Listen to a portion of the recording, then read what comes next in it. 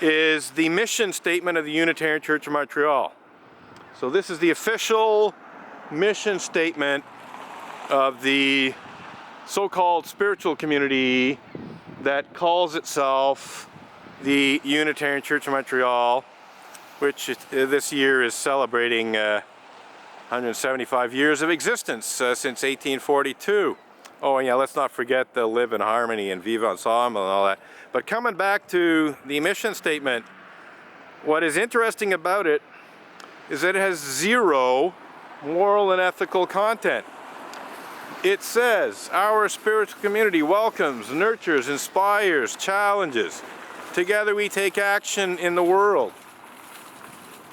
There's nothing in there that says that, you know, what the Unitarian Church of Montreal welcomes, what the Unitarian Church of Montreal nurtures, what the Unitarian Church of Montreal inspires is positive. You know, the Unitarian Church of Montreal could very well welcome, you know, very negative things. It could welcome various types of unethical and immoral behavior. It could even welcome criminal behavior. And the same thing goes for nurturing. And the same thing goes for inspiring. And as far as challenges goes, you know, normally, you know, when you think of challenging in a positive sense, you think of challenging, you know, the negative aspects of the world, challenging immoral conduct, challenging unethical conduct, and so on, challenging evil. But the interesting thing is that the Unitarian Church of Montreal is actually guilty of challenging plenty of good stuff. You know, and then together we take action in the world. Well, yes, together, Montreal Unitarians steal my picket signs, assault me, erase my chalk slogans that protest against Unitarian What? I'm talking to a video I'm creating, which will be on YouTube soon enough. Okay. And I'm talking about your worthless mission statement. It's totally worthless because it has zero moral and ethical content. Yeah. So you're welcome, John. So that's a Unitarian wondering who I'm talking to. Like, if he hasn't figured out that I'm videoing my protest for years now, he's pretty oblivious to reality. And in fact, I think that's one of the problems with Montreal Unitarians is they're so oblivious to, you know, obvious, easily provable reality. They just don't want to know about reality. They prefer to live in their little imaginary world where everything's, you know, super hunky-dory and Unitarian Universalists can do no wrong.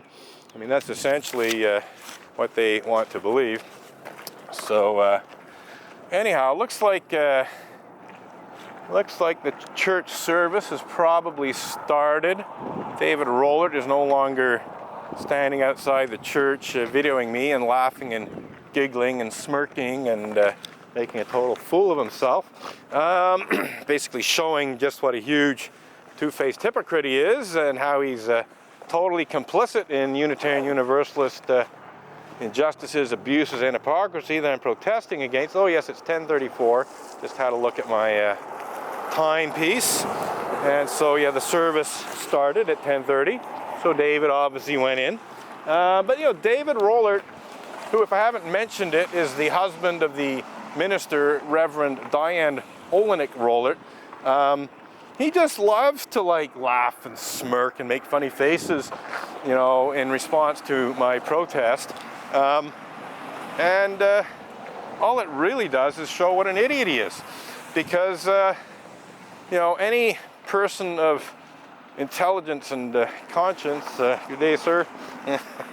Any person of intelligence and conscience would do things like that guy just did. He just gave me a thumbs up. Good morning. It's always a good morning when you're accused of blasphemy in the 21st century by atheist Unitarians. It doesn't get better than that. Oh, here comes Curtis Murphy, marching like a soldier. Yes, a little smile there. But Murphy, I'd just like to remind you, Mr. Murphy, that you were totally complicit in the injustices, abuses, and hypocrisy that I'm protesting against, and that one of those injustices is the misuse of Canada's blasphemy law and clergy sex abuse cover-up legal bullying, which seeks to hide such despicable crimes as pedophilia and rape committed by certain Unitarian Universalist ministers. As a potential Unitarian Universalist minister, this should concern you, Mr. Curtis Murphy, or perhaps I should say Reverend Curtis Murphy. So that's a wannabe Unitarian Universalist minister by the name of Curtis Murphy. I don't believe he's actually been ordained yet, but he's in the path to become a Unitarian Universalist minister. And unfortunately, Curtis Murphy has totally ignored this protest. He's never at any time spoken out against the injustices and abuses and hypocrisy that I'm protesting against. And he's known about this protest even before the Unitarian Universalist Association thought it'd be such a good idea to falsely accuse me of blasphemous libel. Curtis Murphy has known about this protest for quite some time, certainly predating June of 2012, when the Unitarian Universalist Association falsely accused me of blasphemous libel for blogging about such despicable crimes as pedophilia and rape committed by certain Unitarian Universalist ministers. So unfortunately, Curtis Murphy is guilty of the sin of omission, of being totally complicit, of not speaking up, of not speaking out, of not demanding justice. You know, the second principle of Unitarian Universalism calls for Unitarian Universalists to affirm and promote justice, equity, and compassion in human relations. When you totally ignore a peaceful public protest against Unitarian Universalist injustices. Morning. Good morning. It's always a good morning when you stand accused of blasphemy in the 21st century by batshit crazy atheist Unitarians. It's a wonderful morning. Doesn't get better than this. I mean, seriously, what a unique honor and privilege to be accused of blasphemy in the 21st century by atheist Unitarians.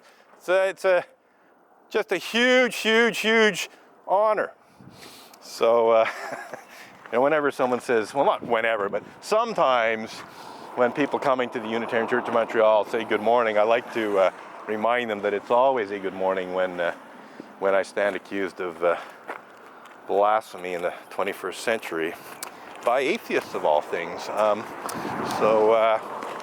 Anyhow, I just had a couple of young women looking at the picket signs somewhat quizzically.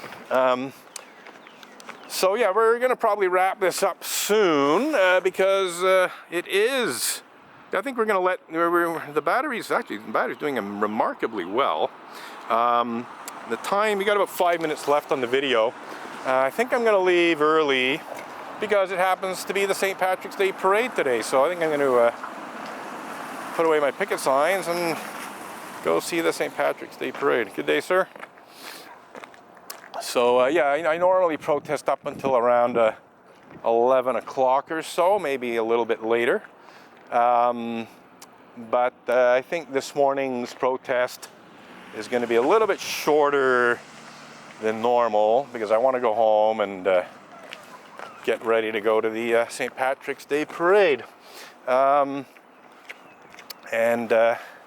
don't want to go directly there with my picket signs and so on. So, you know, I could do that. I could just go straight from here to the St. Patrick's Day parade, but nope, we shall go home.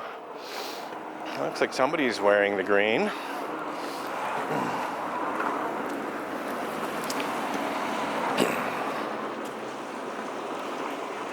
So I think we had just a few minutes left on this reel, as it were. We're just going to, yeah, we got less than 4 minutes.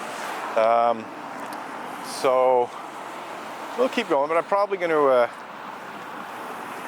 to start up one final reel and protest for maybe another 15 minutes or so, or maybe not. You know, maybe I'll just wrap it up now. It's been a very good protest in the terms of having that nice little interaction with David Rollert.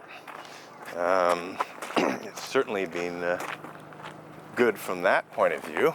David Rollert can no longer try to pretend that he's, I mean, he never could really anyway, but he's certainly not in any position now to try and pretend that he's unaware of, you know, what I'm protesting against, because, you know, not only did I run over several of the more important issues with him, but he was videoing it, so all he has to do is review his video and realize what a deep pile of shit he's in. So anyhow, I'm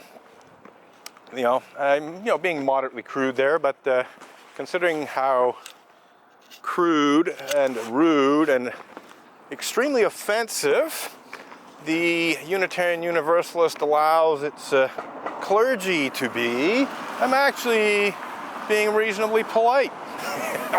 Unitarian Universalist clergy have been allowed to say obscene and sadistic things, to say nothing of obscene and sadistic things by the Unitarian Universalist Association. So using the word shit here and there is pretty low-end offensiveness compared to what Unitarian. Here's this woman hiding her eyes.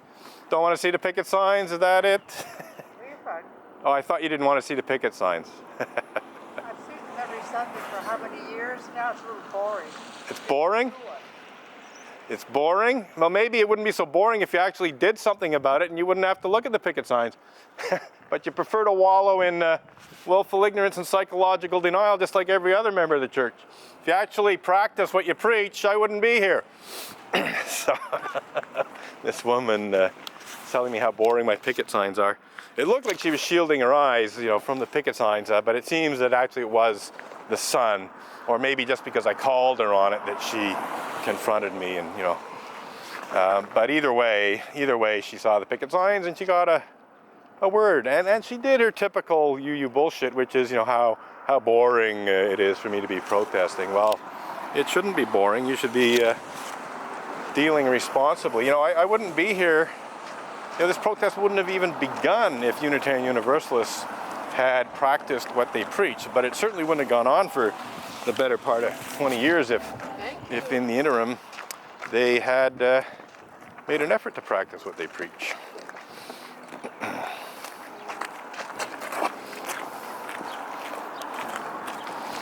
So we got some stragglers, perhaps.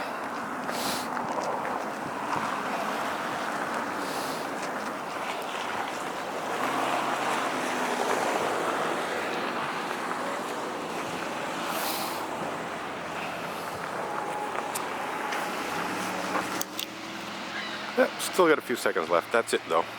That